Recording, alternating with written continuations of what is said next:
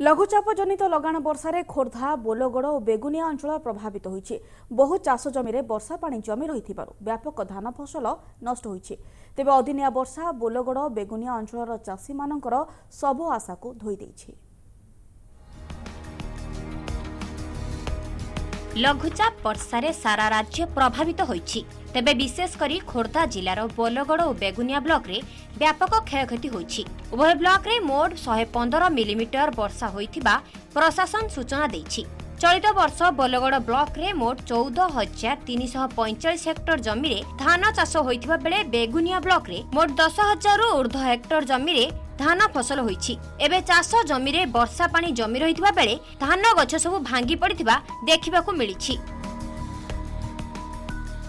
धार उद्धार करी बैंक ऋण आनी मु चाष करी प्राय 10 एकर जमी चाष करे किंतु ये जो अदिनिया वर्षा है वर्षा मोर फलंती धान बर्तमान मथा मारिला ताहा सब नष्ट हो गला। मु गोटे चाषी देखु मु लोन करिकी धान करथिली सब जाक बुड़ी गलानी 8 दिन ठे धान कटा था बुड़ी सब जाइए आम लोन करूँ केंते सुझिबू कौठू। सेपटे जमी रे लोटी जाइथिबा धान फसल मध्य नष्ट हेबाकू बसिलाणी। आउ दिन केइटा परे धान अमल करिथांता हेले अदिनिया वर्षा सबु किछि धोई निछि, जहाकु नै चिंतारे चाषी कोळ। अपर पक्षरे रबी फसल पई जमी रे मुग बिरी चना कोलथ मसूर आदि बिहन गुड़िक मध्य नष्ट होई जाइछि। तेणु वर्षा कमेबा परे क्षयक्षति आकलन करी आवश्यक क्षतिपूरण देबाकू चाषी माने दाबी करिसेंती। मोर 3 एकर जमी एवं 5 एकर भाग धरती एमती 8 एकर जमी चाष करी बैंक ऋण आणिकी करी धान सब फुल उड़ाऊँगी।